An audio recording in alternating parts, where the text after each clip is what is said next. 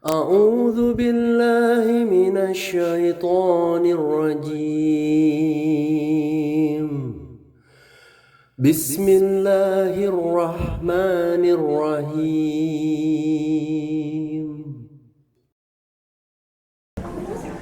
A'udzubillahi minasyaitonirrajim. Bismillahirrahmanirrahim. Assalamualaikum warahmatullahi wabarakatuh.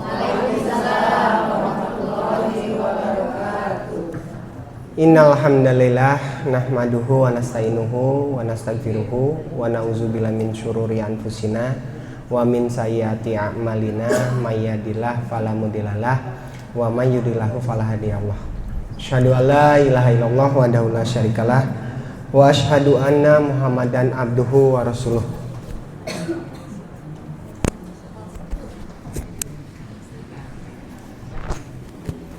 Hapunten sakedap aya iklan.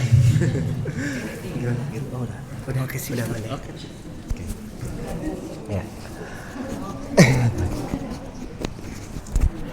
Ya, alhamdulillah ibu-ibu, teteh-teteh Majelis Taklim Masjid Al-Ukhuwah yang senantiasa dalam rahmat, berkah, ampunan juga karunia Allah Subhanahu wa taala. Gimana kabarnya? Sehat dan bahagia? Alhamdulillah sehat dan bahagia. Atas kudrah dan iroda Allah Subhanahu wa taala, di sore hari ini kita masih bisa bermajelis ilmu, bertolabul ilmi, bersilaturahmi, tidak lain tidak bukan masih dengan cita-cita yang sama, masih dengan kemaksudan yang sama, yaitu meraih ridhonya Allah Subhanahu wa taala, yang insya Allah senantiasa Allah berikan bimbingannya, didikannya, dan dibukakan jalannya agar kita semakin layak dan pantas menjadi hambanya yang memang Allah akan berikan reward, bonus, hadiah menjadi penghuni jannahnya. Amin ya Allah ya Rabbal Alamin. Ya, maka dari itu sudah selayaknya, sudah sepantasnya kita senantiasa bersyukur atas segala nikmat, atas segala rezeki yang sudah Allah berikan, yang sudah Allah titipkan kepada kita sampai detik ini, yang mana Widi pun sempat mendapat kabar dari Bu Ani, Teh Hani ya, ada salah satu jamaah kita, jamaah majelis yang sudah mendahului kita ya. Innalillahi wa inna ilaihi rajiun. Insyaallah almarhumah senantiasa diberikan kelapangan, diberikan diterangkan kuburnya, dan Allah senantiasa menerima amalan-amalannya, dan keluarga yang ditinggalkan diberikan ketabahan dan kesabaran gitu. Amin ya Allah ya Rabbal Alamin. Ya, atas segala nikmat yang Allah berikan, yang terpenting nikmat iman, nikmat Islam, dan nikmat ihsan yang sedang sama-sama kita tingkatkan, sedang sama-sama kita perbaiki sampai titik kita pertahankan. Tidak lupa rezekinya yang banyak sekali yang sudah Allah titipkan kepada kita, rezeki sehat, rezeki umur, rezeki waktu, rezeki tempat, dan ada lagi rezeki yang sering kita abaikan, yaitu rezeki kelembutan hati kita, ringannya langkah kaki kita, hingga akhirnya kita bisa bermajelis, bisa hadir di masjid yang kita cintai ini. Tidak lupa sholawat serta salam senantiasa tercurah limpahkan ke uswatun hasanah kita, suri tauladan kita, manusia paling sempurna di muka bumi ini yang pernah ada, Nabi Muhammad SAW, beserta keluarga, sahabat, tabiin-tabiinnya, hingga sampailah kepada kita sebagai umat yang terakhir, yang insya Allah senantiasa melanjutkan risalah-risalah juga visi misi Rasulullah, hingga akhirnya Islam menjadi rahmatan lil alamin. Amin ya Allah ya Rabbal Alamin. Ya alhamdulillah, setelah sekian purnama gitu ya Bu ya, akhirnya kita bisa bermajelis lagi. Mohon dimaafkan keterbatasan dan apa ya namanya ya, ketidakberdayaan Widi yang belum bisa. Sebetulnya di bulan lalu atau ya di bulan lalu kalau nggak salah, ketika Bu Ani ngontak tuh, tapi ya alhamdulillah ternyata memang ada jadwal yang berbarengan, makanya Widi baru bisa mengiyahkan di minggu ini, dan insya Allah senantiasa ada rezeki yang bisa mempertemukan kita sama-sama, dan akhirnya kita sama-sama mempelajari. Jadi sudah kondusif ya Bu ya buat duduknya, buat jiwa dan jasadnya sudah dihadirkan di masjid ini ya Bu ya. Halo, hola, hadir. Terima kasih ya. Alhamdulillah. Berarti sudah fokus ya, insya Allah kita sama-sama. Tema sore hari ini kita tadi sudah disampaikan oleh pembawa acara. Apa Bu temanya Bu? Menjaga fitrah sebagai hambanya. Hamba siapa? Tentu saja hamba Allah SWT yang berbicara hal tersebut. Bismillahirrahmanirrahim. Sebuah dalil yang insya Allah kita semua sudah familiar, kita semua sudah sering melangitkannya, sudah sering mendawamkan. Allahu la ilaha illa huwal hayyul qayyum la ta'khuzuhu sinatun wa la naum lahu ma fis samawati wa ma fil ardh man zalazi yasfa'u indahu ila bi'izni ya'lamu ma baina aydihim wa ma khalfahum wa la yuhituna bisay'in min ilmihi illa bima syaa wasi'a kursiyuhus samawati wal ardh wa la yaquduhu hifdhuhuma wa huwal aliyyul azim. Al-ayah. Surat apakah tersebut? Allahumma shayyiban nafi'an. Insyaallah hujan ini senantiasa mendatangkan berkah. Amin ya Allah. Ayat yang barusan kita sama-sama baca. Ayat apa Bu? Al-Baqarah. Surat Al-Baqarah dan sering kita sebut dengan ayat kursi. Surat Al-Baqarah ayat berapa Bu? 255. Betul sekali. Apa yang dimaksud, apa yang Allah sisipkan, hikmah pesan yang terkandung di ayat tersebut? Berbicara hal tersebut, sama-sama kita buka, memaknai kalimat awalnya yang sesuai dengan tema kita, menjaga fitrah sebagai hambanya. Di surat Al-Baqarah 255 ini gambaran apa Bu? Gambaran af'alullah alias yang menjadi kekuasaan Allah, yang menjadi pekerjaan Allah, yang menjadi akbarnya Allah. Bahwa Allah tidak ada Rabb selain Dia, yang maha hidup, yang terus menerus mengurus makhluknya, tidak mengantuk dan tidak tidur. Kebayang Bu, suaminya ada yang kebagian ronda Bu? Ada ya? Oh nggak ada ronda, alhamdulillah berarti aman ya. Alhamdulillah. Tapi kan pernah kita tahu ya istilah ronda ya Bu ya. Ronda, menjaga keamanan, terus ada yang harus dijaga. Nah, gambaran yang pertama, menjaga fitrah. Sebetulnya kewajiban kita mengupayakan, betul? Allah yang memberikan jalannya, Allah yang senantiasa menghadirkan orang-orang yang akan membersamai kita, membimbing, mengingatkan, menguatkan kita. Jadi secara hakikat, terasa nggak Bu penjagaan Allah kepada diri kita Bu? Kenapa pada akhirnya kita pernah mengkaji ketika membahas siapa itu Allah, proses kita mengenal Allah. Allah tidak sebatas pencipta ya Bu. Allah juga sebagai pemilik, sebagai pengatur, sebagai penguasa. Atas siapa? Atas seluruh makhluknya. Makanya gambarannya ada di ayat kursi ini ya, yang pada akhirnya miliknya apa yang ada di langit dan apa yang di bumi. Tidak ada yang dapat memberi syafaat dari sisinya tanpa izinnya. Kita mampu saling tolong menolong ketika turun biiznillah, adanya izin Allah ya. Allah yang menggerakkan, Allah yang memampukan, Allah yang membisarkan. Yang realitanya maaf nih, kita lebih sering melibatkan Allah dalam setiap urusan kita, atau kita lebih sering merasa mampu menyelesaikan urusan kita? merasa mampu, alhamdulillah menjalujur di diemanya. Alhamdulillah. Ya, yang realitanya dan kenyataan hidup sekarang gitu ya, kita teh terjebak sama kondisi dan situasi. Aku mah bisa segini juga. Kadang-kadang nggak butuh pak su gitu ya, pak suaminya lagi bobo, ibu teterekelan ngalaraskeun labu nyalira gitu ya. Ngangkat galon sendiri, betul ya, gitu kan. Nah, aku bisa. Nah, pertanyaannya, seberapa sering, seberapa banyak kita menghadirkan, kita melibatkan Allah dalam setiap aktivitas kehidupan kita, Bu?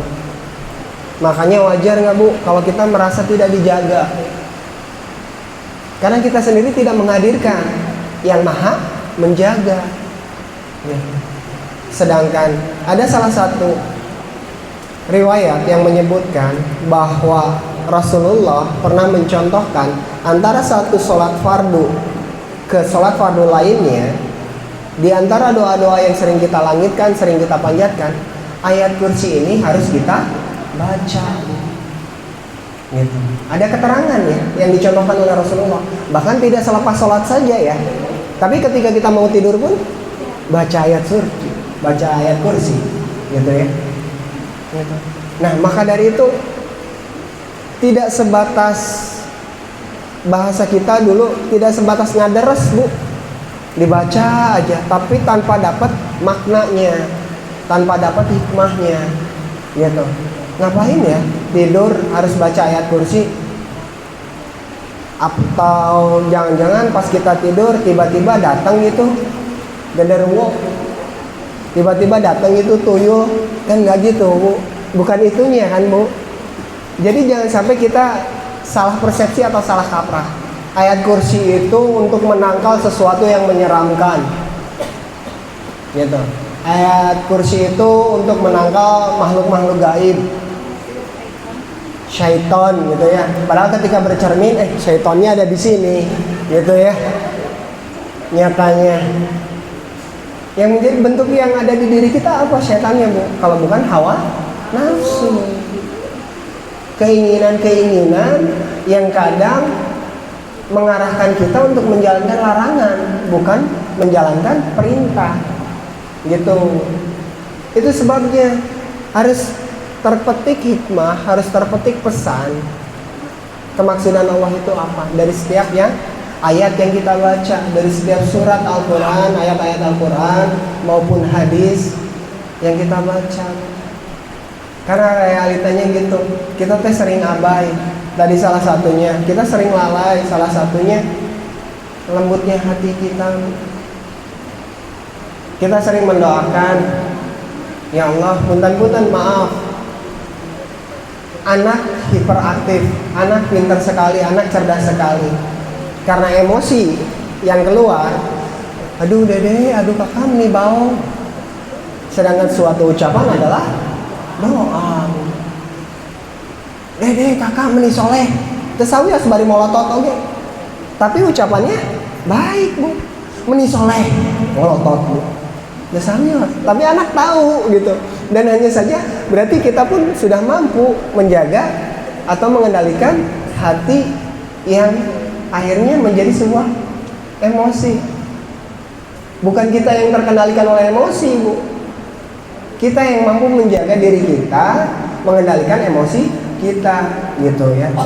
Ya, maknanya dengan penjagaan Allah tersebut yang harus bisa kita rasakan, maka yakin gak, Bu, dalam keseharian kita akan senantiasa mampu menjaga pendengaran kita, penglihatan kita, lisan kita, bahkan prasangka kita untuk tidak mendatangkan sebuah kemudorotan alias dosa. Karena kenapa? Yaitu tadi Allah yang sudah menjaga kita,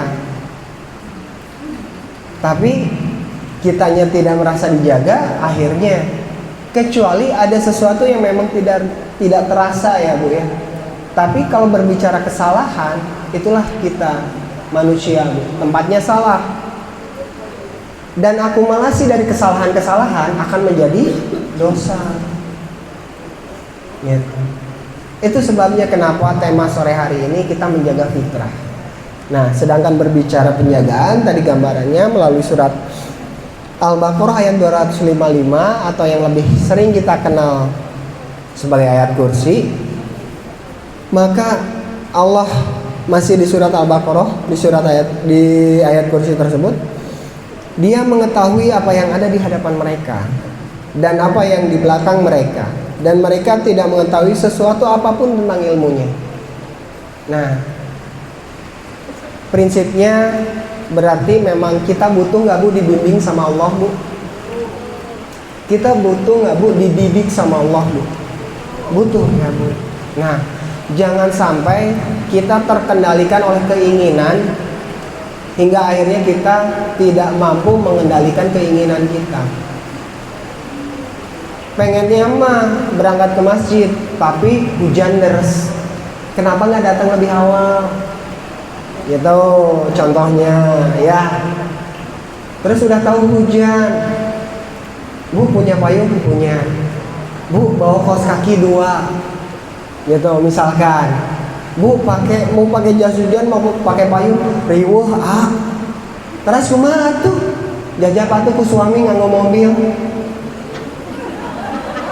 Nah, mangga kan banyak ya cara ya.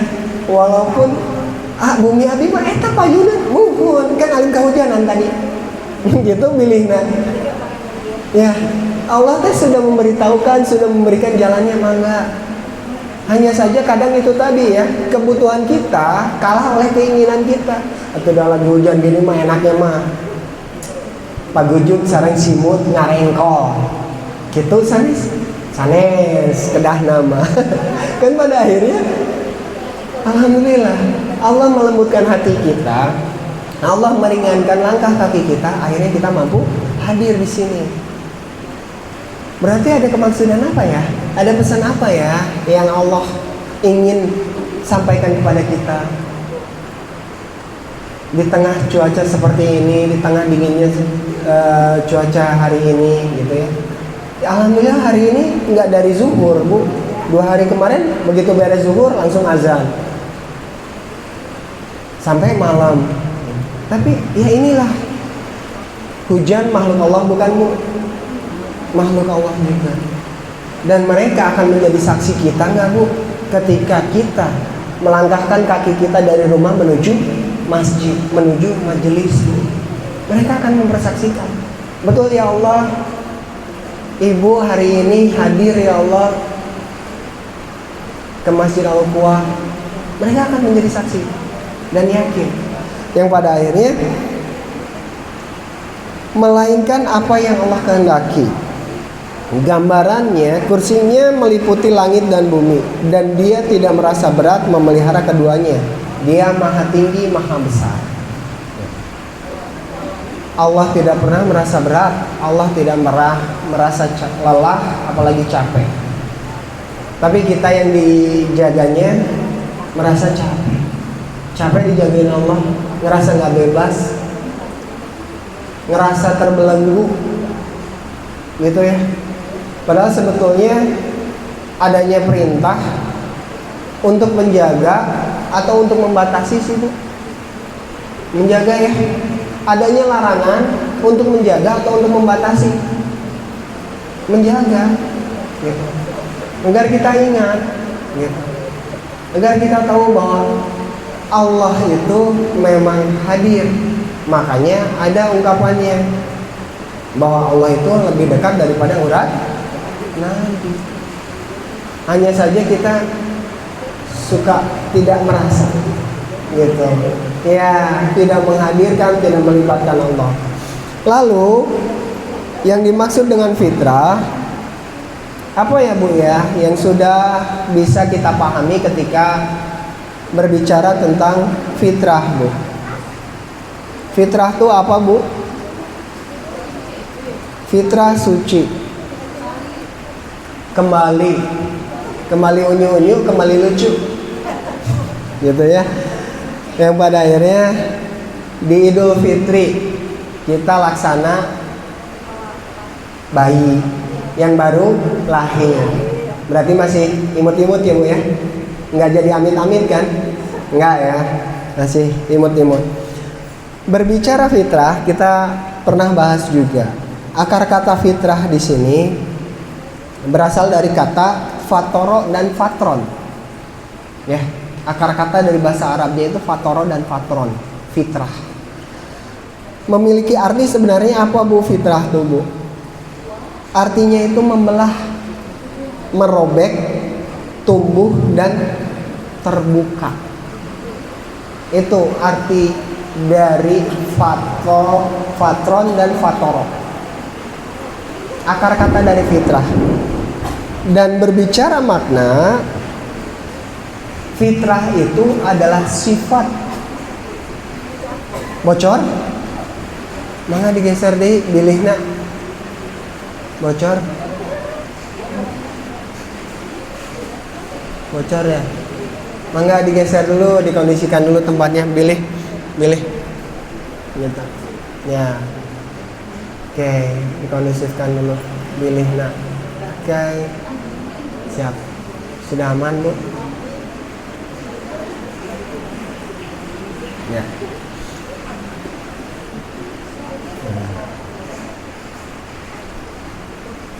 Sip. Udah ya. Berarti ya ada iklan dulu, maaf sebentar. Ya nggak apa-apa, alhamdulillah. Jadi fitrah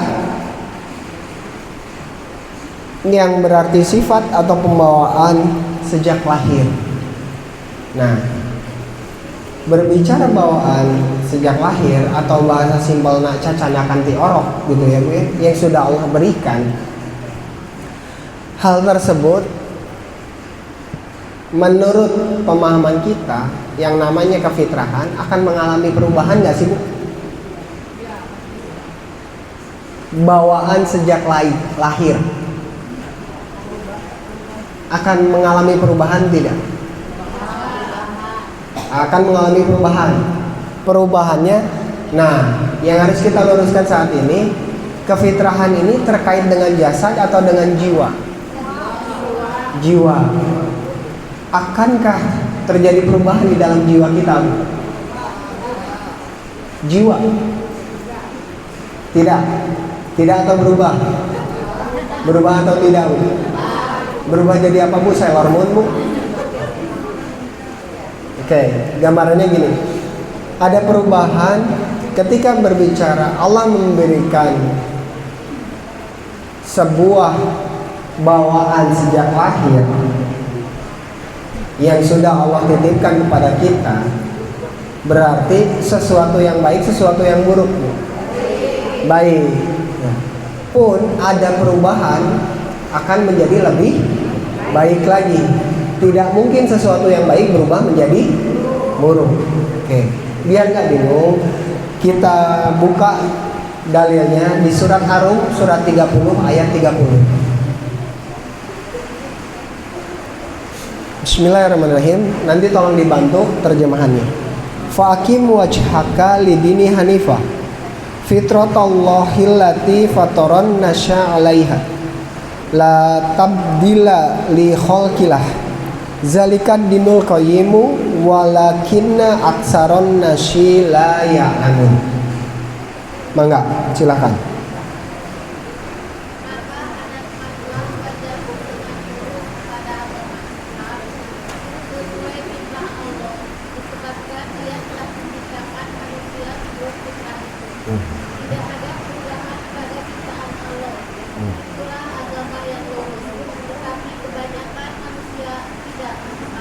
Nah, kita tadaburi pelan-pelan biar menjadi bahan tafakur. Maka hadapkanlah wajahmu dengan lurus kepada agama Allah, Islam. Sesuai fitrah Allah, disebabkan Dia telah menciptakan kamu. Tadi Allah sudah memberikan sifat-sifat bawaan dari lahir. Ya. Karena Allah telah menciptakan manusia menurut fitrah itu, maka tidak ada perubahan pada ciptaan Allah. Pun berbicara Allah Maha Suci, Bu, Asmaul Husnanya apa, Bu? Ada yang ingat?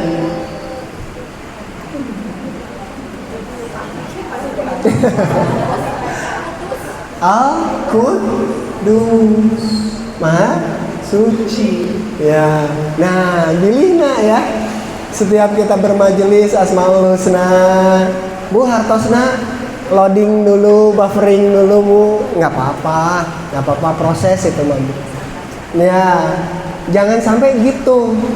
Jadi ketika kita membaca sebuah keterangan mau dari Al-Quran ataupun hadis, nggak ada pesan yang tertinggal, gitu ya. Nah, contohnya saja Asmaul Husna, Al-Qudus ya, Maha Suci Allah. Nah, Allah Maha Suci, yang ada keterangannya di ayat lain, Allah tiupkan ruh. Berarti ruhnya berasal dari mana, Bu? Dari Allah. Allah Maha Suci. Ada nggak yang menempel di diri kita kesuciannya? Ada? Ada, Bu. Makanya Allah tiupkan ruhku. Berarti perubahan yang dimaksud, perubahan yang terjadi sama jiwa adalah semakin lebih baik, gitu, bukan semakin lebih buruk. Karena pada akhirnya kefitrahan Allah sendiri sudah berfirman, tidak ada perubahan pada ciptaan Allah. Di situ, itulah agama yang lurus. Tetapi, nah, kalimat terakhir, la ya'lamun, kebanyakan manusia tidak mengetahui. Kita kembali lagi ke wahyu Allah yang pertama. Surat apa, Bu? Wahyu pertama Al-Alaq. Kita berbicara tentang ayat 5-nya. Alama insana malam, yang mengajarkan manusia apa yang tidak diketahuinya. Prinsipnya kita malah dialam, tidak tahu apa-apa. Kemudian Allah hadirkan nggak bimbingannya, didikannya? Hadirkan. Dari mana kita tahu? Masih di surat Al-Alaq ayat 4-nya. Alama insan malam ya'lam. Alazi alama bil kolam. Allah yang akan mengajarkan melalui kolamullah. Ada yang tersurat, ada yang tersirat, gitu ya. Nggak ada yang kebuka tapi jadi atas ya. Bilihna. Allah yang mengajarkan, Allah yang menghadirkan bimbingannya. Nah, apa yang bisa kita petik dari bocornya ini, Bu? Apa yang bisa kita ambil hikmahnya dari bocor ini? Apa? Adanya perbaikan. Berarti kita tidak melakukan perawatan. Betul? Ya. Bisa jadi kita pakai aja, tapi kita tidak memperhatikan. Keluar ada bocor nama pami hujan, mohon nunjuk panas untuk, gitu ya. Kadang-kadang kita sering terabaikan, gitu ya. Ya padahal ini tempat kita biasa bermajelis ilmu, harusnya kita pun menjaganya, merawatnya. Salah satu contohnya, ya bisa jadi ini Allah berikan teguran untuk kita nih. Ayo dipakai aja tapi dirawat enggak, aku teh kata masjid, gitu ya. Aku hanya didatengin, tapi dirawat enggak, kata masjid. Nah, buktinya inilah salah satu bentuk penjagaan Allah. Bentuk penjagaannya, bentuk tegurannya bisa melalui sesuatu yang lembut, bisa melalui sesuatu yang di luar harapan kita atau ekspektasi kita, sesuatu yang akan menyakitkan kita. Itulah bentuk penjagaan Allah.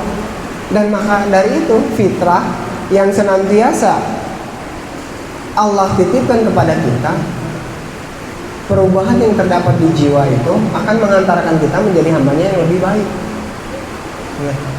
bukan menjadi hambanya yang lebih buruk. Kenapa prosesnya pada akhirnya yang pernah Widi sampaikan, kita bertadarus, tilawah, kemudian kita bertadabur, lalu kita bertafakur, maka Allah berikan rasa tasyakur. Gitu. Dengan tadarus yang kita lakukan, maka kita akan mampu mentadaburinya, Bu, menghayatinya, memaknainya, Bu, memetik hikmah pesan yang Allah maksudkan. Yang hikmah tersebut menjadi hujah, alasan untuk kita. Untuk apa? Untuk bertafakur, bermuhasabah, berintrospeksi.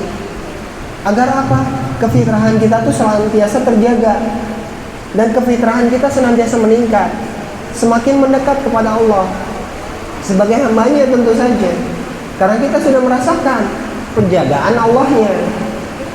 Ya, pertanyaannya sekarang, dengan pertanyaan sederhana seperti ini, Bu, kalau ini boleh bertanya, hidup saat ini sudah terasa, Bu? Hidup yang sudah Ibu jalankan sudah terasa?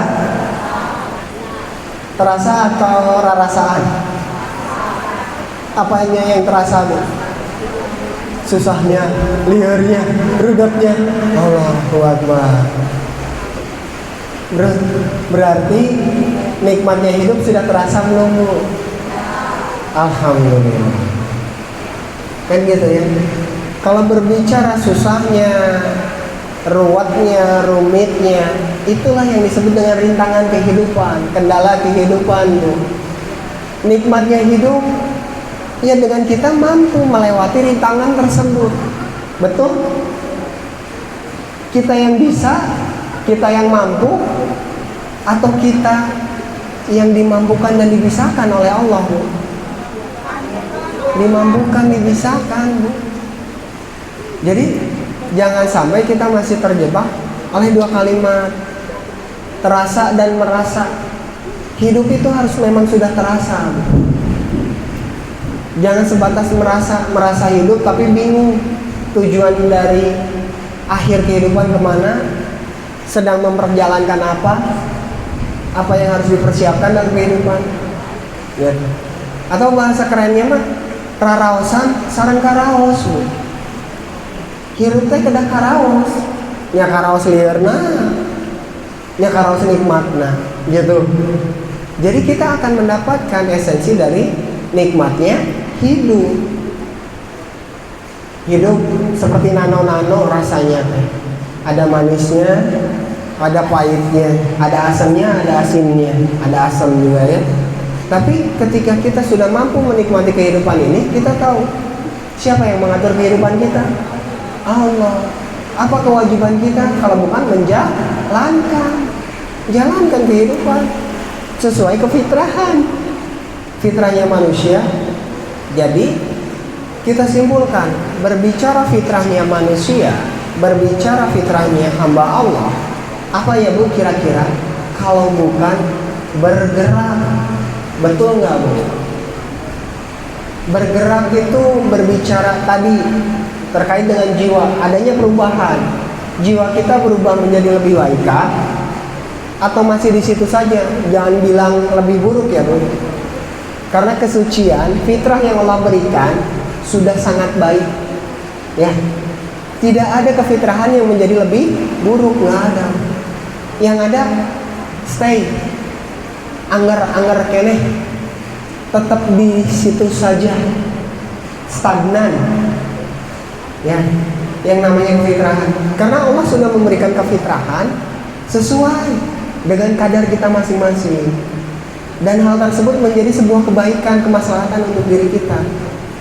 Bergeraknya, bertumbuhnya, berubahnya menjadi lebih baik, atau kita masih di situ-situ saja. Nanti bosan gitu-gitu wae, gitu kan? Yang pada akhirnya harus terasa loh, kedah karaos atau proses bermajelisnya kita, menghantarkan kita menjadi ibu yang bagaimana, istri yang bagaimana, anak yang bagaimana, kakak yang bagaimana.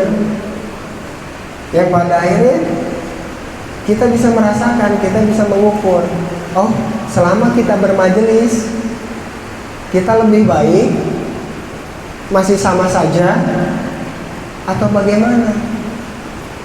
Atau setengah-setengah, kadang lebih baik, kadang anger-anger, keneh, gitu. Yang pada akhirnya kita bisa mengukur. Itulah kefitrahan. Dan secara simpelnya, secara sederhananya, fitrahnya manusia itu untuk bergerak. Nah, berbicara hamba Allah, menjaga fitrah sebagai hambanya. Ketika berbicara kefitrahan sebagai hamba, yang Allah maksudkan, apa sih Bu pekerjaan seorang hamba, Bu? Seorang pengabdi. Apa kira-kira, Bu? Menghamba, ya. Kemudian taat. Ada ketaatan, ada yang namanya pengabdian. Lebih banyak yang dijalankan mana, Bu? Perintah atau larangannya, Bu? Sekali lagi, ketika berbicara ketaatan dan pengabdian, yang seharusnya kita jalankan, lebih banyak menjalankan perintah atau larangannya, Bu? Perintah, tapi sambil ketawa, nggak apa-apa. Alhamdulillah ya, Bu ya. Kan kita lagi berproses, Bu, ya. Lagi berproses. Ini sebuah tolak ukur bagi kita. Makanya kita harus tahu nih, ketika kita duduk sebagai hamba Allah, apa yang kita jalankan, apa yang harus kita lakukan. Kalau bukan berbicara tentang ketaatan, berbicara tentang pengabdian, gitu ya. Berbicara ketaatan berarti yang harus kita lakukan, yang harus kita jalankan adalah perintah, yang harus kita jauhi adalah larangan. Nah, kemudian kita akan familiar ketika berbicara menjaga fitrah sebagai hambanya. Titik tekannya, Bismillahirrahmanirrahim. Wa ma khalaqul jinna wal insa illa liya'budun. Surat ayat 50. Sudah hatam di luar kepala ya, insyaallah. Kenapa? Ya ada di mushaf Quran sama di aplikasi Quran, makanya di luar kepala. Ya. Kemudian akhirnya ketika berbicara, Allah berfirman di ayat tersebut, tidaklah kuciptakan jin dan manusia melainkan hanya untuk beribadah kepada, mengabdi, menghamba. Akar kata dari hamba bahasa Arabnya abid, pernah kita bahas, pernah kita kaji. Abid, hamba, seorang pengabdi. Apa yang harus dilakukannya? Menjalankan ketaatan yang diperintahkan oleh pemiliknya.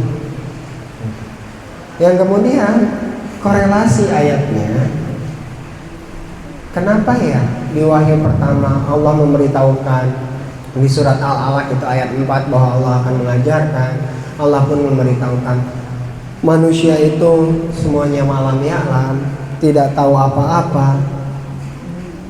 Dari surat Az-Zariyat tersebut kita akan mengetahui bahwa sebetulnya kedudukan kita di dunia ini diciptakan oleh Allah untuk menjalankan ketaatan, untuk senantiasa bergerak melakukan pengabdian. Mengabdinya ke siapa? Ya, hanya kepada Allah. Karena pada akhirnya ketika Allah memerintahkan, Allah berikan akomodasinya enggak, Bu? Allah berikan fasilitasnya enggak, Bu? Allah berikan bimbingannya enggak, Bu? Agar apa? Ya tadi, agar kita mampu senantiasa menjaga kefitrahan. Yang pertama yang Allah berikan, Bismillahirrahmanirrahim. Wallahu akhrajakum min butuni ummahatikum la ta'lamuna syai'an wa ja'ala lakumus sam'a wal absara wal afidata lalakum tashkurun. Surat An-Nahl ayat 78. Allah ingatkan kembali,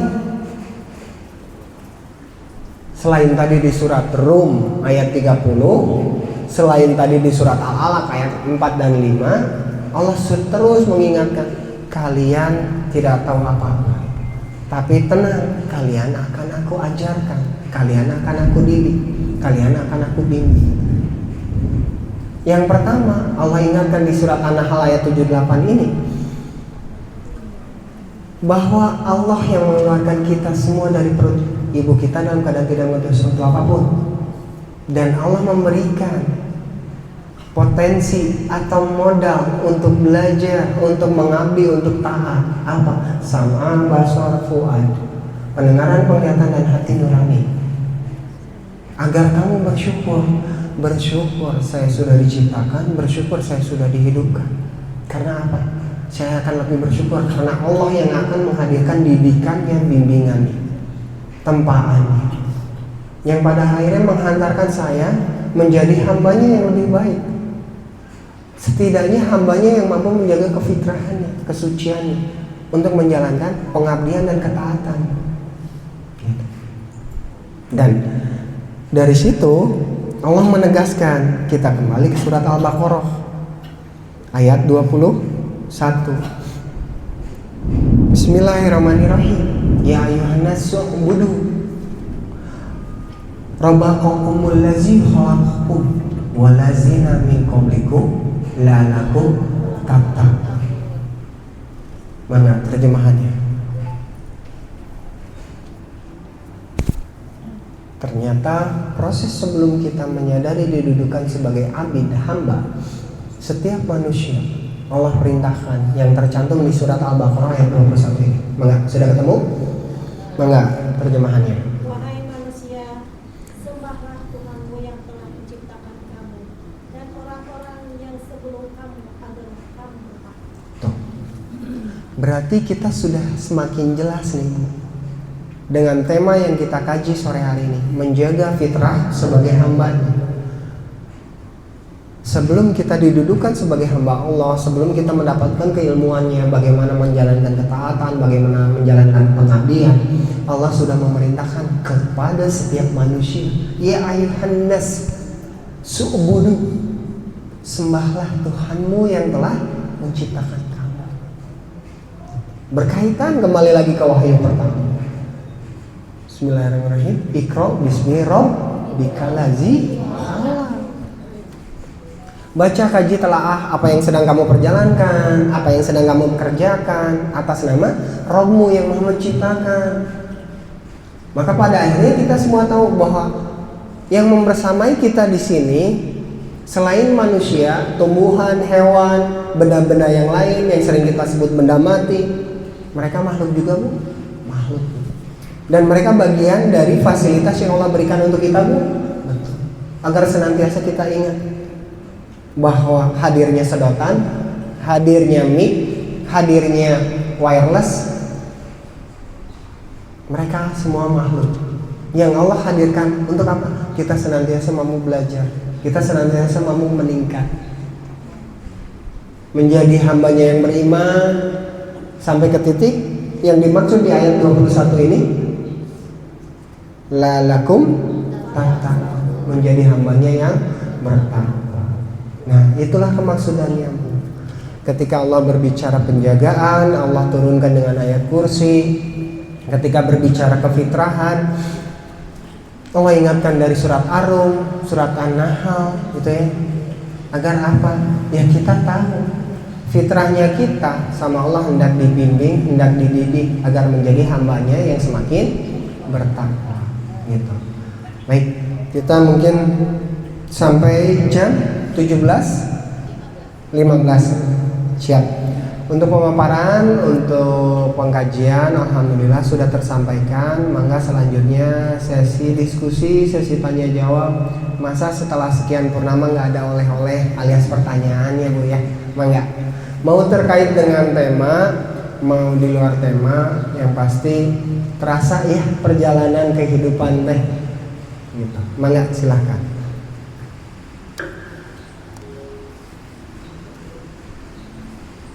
Kalau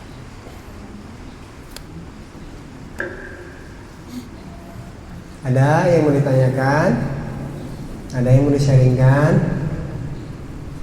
Kalau nggak ada yang mau di-sharingkan, nggak mau ditanyakan, berarti siap ditanya. Siap ya, Bu? Mangga. 1, 2, 3. Oke. Berarti siap ditanya ya? Oh, mangga. Siap, mangga silakan. Dengan Ibu siapa? Mangga, Bu. Ibu Dini, mangga, Bu. Setelah tadi disampaikan tentang fitrah manusia itu tidak berubah kan? Ya. Suci. Suci. Bahkan harus terus Meningkat. meningkat. Betul. Atau minimal tetap ya. Tetap. Tapi kenyataannya sungguh sulit juga ya Sungguh. kadang-kadang kan katanya iman juga naik turun. Betul. Nah, kira-kira bagaimana caranya untuk pemeliharaan fitrah itu agar Ya. minimal terjaga, Ya. maksimal bisa meningkat. Ya, siap. Ada lagi Bu Dini? Tas, tak cekap. Bagaimana cara minimal terjaga kefitrahan kita? Setidaknya terjaga, harapannya bisa meningkat ya Bu ya. Ya, kembali lagi. Ada sebuah proses tadi. Kalau mengutip dari surat Ar-Rum, kenapa pada akhirnya tidak ada perubahan terhadap kesucian jiwa manusia? Karena Allah berfirman di situnya kan ya, tidak ada perubahan pada ciptaanku. Allah yang meniupkan ruh.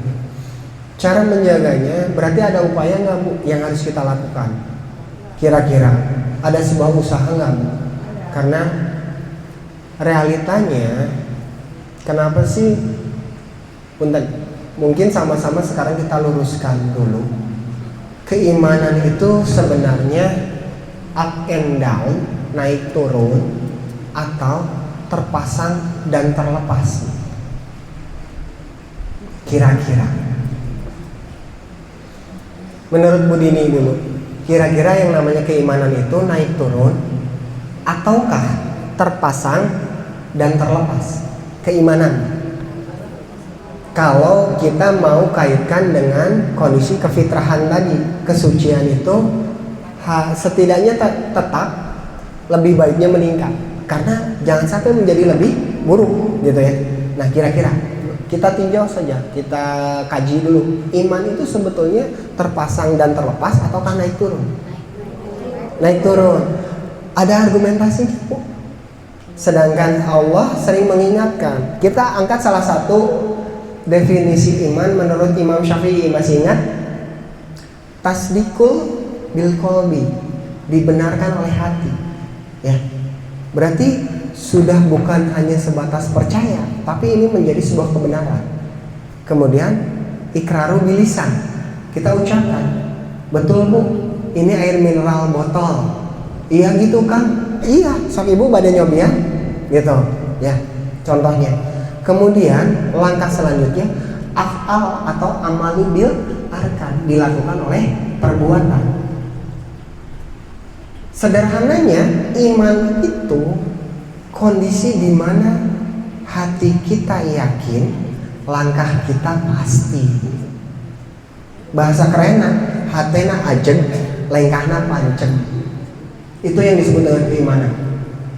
Dan berbicara naik turun, berarti kembali lagi, bagaimana upaya kita menjaga keimanan kita? Karena sebuah kondisi, sebuah tahapan keimanan itu bukan sesuatu yang bisa menjadikan titik aman kita dalam mengabdi kepada Allah. Contohnya gini, terasa nggak Bu? Ya tadi saja mau berangkat bermajelis, ngelihat langit mendung. Apa yang berkecamuk di pemikiran kita?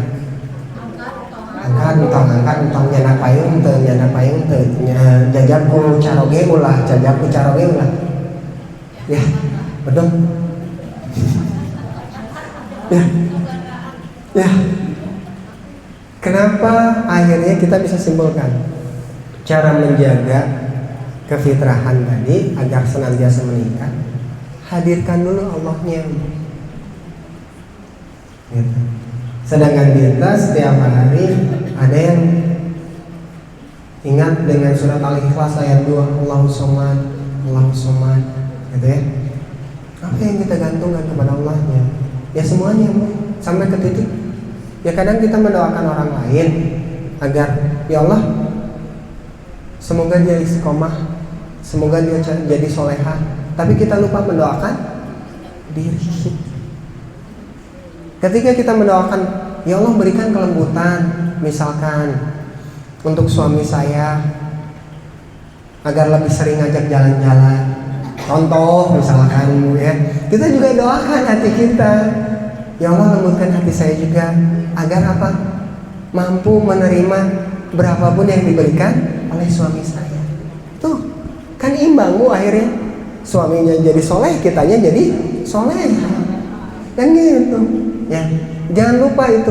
Jadi ketika berbicara tipsnya, satu, senantiasa menghadirkan Allah, senantiasa libatkan Allah dalam setiap keseharian kita, karena pada akhirnya Allah yang akan menyisipkan pesan-pesannya. Dan akhirnya ya tadi gambaran jiwa kita meningkatnya salah satunya pekanya kita dari setiap menerima kondisi ujian, musibah dan cobaan. Ada kemaksudan apa ya saya mengalami hal ini? Entah bentuknya ujian, entah bentuknya musibah, entah bentuknya cobaan. Pasti ada sesuatu yang Allah titipkan melalui kejadian ini. Gitu. Maka sesederhana senantiasa, yang paling simpel gimana sih Awidi, misalkan ya Bu Dini bertanya, Bu, senantiasa basahi bibir, senantiasa bersihkan hati kita dengan takbir, tahlil, tahmid dan istighfar. Itu saja untuk menjaga kefitrahan. Untuk gampil, betul. Maka balik lagi, secara sederhana fitrahnya manusia itu senantiasa bergerak. Dapat mencicing wae mah moal dugi, gitu. Kalau kitanya nggak bergerak, kalau kitanya nggak berupaya, nggak akan sampai, nggak akan terasa peningkatannya. Gitu Bu Dini. Yang paling sederhana dengan senantiasa menjaga lisan kita beristighfar, bertakbir, bertasbih, bertahmid, bertahlil. Itu saja. Gitu ya Bu Dini. Enggak. Yang lain masih ada? Enggak. Tadi kita bicara fitrah manusia. Fitrah manusia. Bagaimana kita kan manusia itu kan tidak semuanya muslim. Betul. Apakah mereka juga sama gitu fitrah mereka sama fitrah yang muslim yang dia tahu? Oke, siap. Berarti ruang lingkupnya lebih besar lagi ya Bu ya, global. Kita kembalikan ke yang dalil terakhir yang barusan kita baca. Ya ayuhan nas u'budu rabbakumul ladzi khalaqakum wal ladzina min qablikum la'allakum tattaqun. Terjemahannya, wahai manusia, bukan wahai orang Islam, bukan wahai orang beriman ya. Seluruh manusia. Kita kaitkan dengan salah satu sabda Rasulullah bahwa seorang anak akan menjadi Nasrani, Yahudi, Majusi hasil dari didikan orang tuanya. Tetapi kalau berbicara kefitrahan, bahwa setiap manusia itu ini bukan menggunakan salah satu tinjauan. Kita meninjaunya dari Islam saja, tidak, tapi dari Quran nih ya. Terus pada akhirnya kita nanti runut berdasarkan kitab-kitab sebelumnya. Allah memerintahkan terhadap seluruh manusia. Berarti berbicara kefitrahan, semua manusia sama atau beda Bu? Sama gitu. Makanya contoh yang paling konkret, yang paling nyata adanya mu'alaf. Betul? Ya, tapi tadi kalau Ya. kita salah dengar, Ya. fitrah itu tidak berubah. Tidak berubah, betul. Kalau yang mereka kan asalnya tidak sama ya. Ya. Mereka kan tadi ada Katolik, ada Ya ada Nasrani. Ya, betul. Betul. Ya, berubahnya itu meningkat lebih baik gitu ya, bukan lebih buruk. Setidaknya tetap dalam hal ini gini, berbicara bisa jadi dia menjadi punten-punten keyakinan yang lain gitu ya, entah Nasrani, entah Yahudi gitu ya, entah Majusi. Pada akhirnya itu pengaruh dari apa? Lingkungan pertama. Terus didikan yang dia dengar, yang dia lihat, akhirnya membentuk nggak pemahamannya, gitu ya Bu ya. Jadi ada proses dulu, proses yang akhirnya merubah dia, bukan merubah kefitrahannya, tapi merubah pola pikirnya, merubah pengetahuannya, gitu maksudnya Bu. Kalau secara fitrah jiwa, dia bahkan yang kita lihat saja kemarin ketika kondisi COVID, bagaimana peningkatan populasi pemeluk muslim. meningkat atau menurun Bu? Justru meningkat Bu di luar negeri, menurun di Indonesia Bu. Tapi itu fakta loh Bu. Coba nanti googling ya, berapa persen populasi umat Islam di Indonesia sekarang? Kurang dari 90%. Nyata itu di Indonesia ya Bu. Yang awalnya kita tahu berapa? 90% ya. Tapi sekarang coba nggak nanti tanya Mbak Google atau tanya Mbak AI. Betul, di Indonesia terjadi penurunan, tetapi di luar negeri terjadi peningkatan populasinya. Nah, maksudnya gitu Bu. Perubahan secara jiwa, bukan secara pemahaman, pemikiran, bukan secara keilmuan atau wawasan. Gitu. Makanya ada proses ketika dia mencari, ketika dia bergerak, fitrahnya manusia bergerak mencari keilmuannya, wawasannya, pengetahuannya akan senantiasa menghantarkan kembali lagi. Gitu. Akhirnya, oh, ya bisa jadi dari perbandingan itu kan, akhirnya dia mengetahui yang ini gini, yang itu gitu. Akhirnya, oh, kayaknya ini yang paling lengkap. Akhirnya dia menjadi mu'alaf. Gitu gambarannya kurang lebih Bu. Ya karena secara dalil tadi di surat Al-Baqarah 21 Allah menyerunya kepada seluruh manusia, gitu ya. Al-haqqu mirabbika fala takunanna minal mumtarin. Kebenaran murni datangnya dari Allah, adapun kekurangan, kehilafan datangnya dari Widi sebagai hamba Allah. Mohon maaf apabila ada kata-kata yang kurang berkenan, ulah kirang ngapunten bila aya cariyosan untuk sapagodos. Tidak ada unsur ataupun landasan dari diri pribadi, hanya menyampaikan sebuah kebenaran yang tentu saja datangnya dari yang Maha Benar. Unsur makola wala tangzur mankola, dengar, perhatikan apa yang disampaikan, jangan melihat siapa yang menyampaikan. Insya Allah ini akan senantiasa menjadi hujah, alasan untuk kita meningkat menjadi lebih baik lagi dan senantiasa layak dan pantas menjadi hambanya yang mampu menjaga kefitrahannya. Fi amanillah dalam perjalanan pulang, tetap jaga kesehatan jiwa dan jasadnya. Salam untuk keluarga di rumah. Dan sedikit sebelum kita tutup, marilah kita rendahkan hati, tundukkan kepala, tengadahkan tangan, kita berdoa melangitkan apa yang menjadi harapan kita kepada Allah Subhanahu wa taala. Tolong diaminkan doanya. A'udzubillahi minasyaitonirrajim. Bismillahirrahmanirrahim. Rabbana hab lana min azwajina wa dzurriyyatina qurrata a'yun waj'alna lil muttaqina imama. Rabbana la tuzigh qulubana ba'da idh hadaitana wa hab lana min ladunka rahmah innaka antal wahhab. Rabbana dzalamna anfusana wa illam taghfir lana la tarhamna lanakunanna minal khasirin. Rabbana atina fid dunya hasanah wa fil akhirati hasanah wa qina azabannar. Amin ya Allah ya rabbal alamin. Bi barakati Quran al-Fatihah.